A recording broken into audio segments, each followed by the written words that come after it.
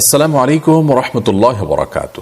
আলহামদুলিল্লাহ, আসসালাতু আসসালামু আলা রাসূলিল্লাহ বাদ। সুপ্রিয় দর্শক শ্রোতা ভাই বোন, কোরআনে হাকিমের একটি আয়াত আছে যে আয়াতটি কোরআনের অন্য যে কোনো আয়াতের চাইতে অনেক গুণ বেশি মর্যাদাপূর্ণ এবং শ্রেষ্ঠতম। সে আয়াতটি সম্পর্কে নবী করিম সাল্লাল্লাহু আলাইহি সাল্লাম তার সাহাবী উবাই ইবনে কাব রাদিয়াল্লাহু আনহুকে জিজ্ঞাসা করেছেন যে তুমি কি জানো যে আফদালু আয়াতি কিতাবিল্লাহ কোনটি, আল্লাহর কোরআনের সবচেয়ে শ্রেষ্ঠ আয়াত কোনটি? তখন তিনি বলেছেন যে আল্লাহ এবং তার রাসূল সাল্লাল্লাহু আলাইহি সাল্লাম এ বিষয়ে ভালো জানবেন। তখন নবী করিম সাল্লাল্লাহু আলাইহি সাল্লাম বলেছেন সেটি হলো আয়াতুল কুরসি, অর্থাৎ আয়াতুল কুরসি, যেটি সূরা বাকারার 255 নম্বর আয়াত। এই আয়াতটি আয়তনে একটু বড়, এটির মর্যাদা কোরআনে কারীমের অন্য যে কোনো আয়াতের চাইতে অনেক বেশি এবং সবচেয়ে শ্রেষ্ঠ আয়াত বলা যায়। এর অন্যতম একটি কারণ হলো যে এই আয়াতে আল্লাহ রাব্বুল আলামিনের সবচেয়ে বেশি গুণবাচক নামের সমাবেশ রয়েছে। আল্লাহ রাব্বুল আলামিন সম্পর্কে আলোকপাত হয়েছে এই আয়াতে, এবং আল্লাহ রাব্বুল আলামিনের পরিচয়, তার গুণ, তার বৈশিষ্ট্য, তার গুণবাচক নামগুলোকে এখানে সবচেয়ে বেশি উল্লেখ করা হয়েছে, যা অন্য কোনো আয়াতে নেই, যার কারণে এই আয়াতের মর্যাদা এত বেশি। আয়াতুল কুরসি যদি কেউ সকাল সন্ধ্যা পাঠ করে, আল্লাহ রাব্বুল আলামিন তাকে শয়তানের যে শয়তানি আছে এবং ক্ষতি আছে, দুষ্ট জিনের উপদ্রব ইত্যাদি আছে, এগুলো থেকে হেফাজত রাখেন।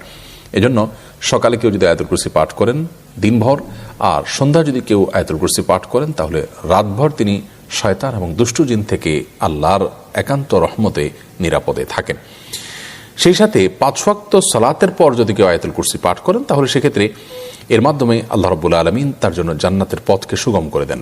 হাদিসে আসছে নবী আলাইহিস সালাম থেকে বর্ণিত হয়েছে যে লা ইয়ামনাহু মিনাল জান্নাতি ইল্লা ইয়ামুত।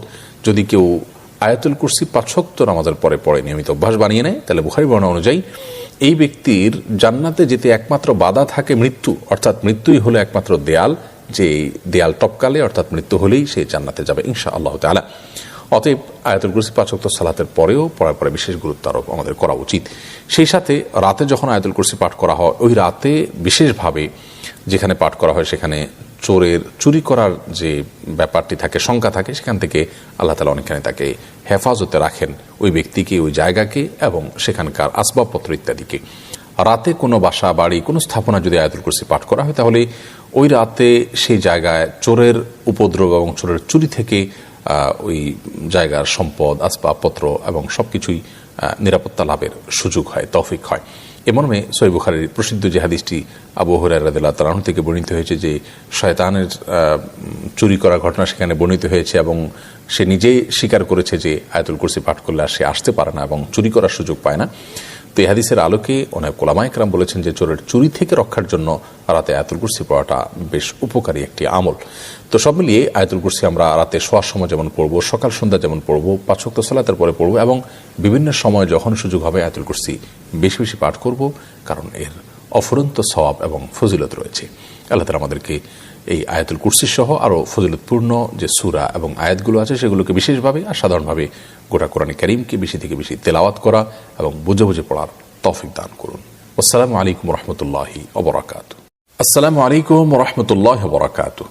আলহামদুলিল্লাহ, আসসালাতু আসসালামু আলা রাসূলিল্লাহ বাদ। সুপ্রিয় দর্শক শ্রোতা ভাই বোন, কোরআনে হাকিমের একটি আয়াত আছে যে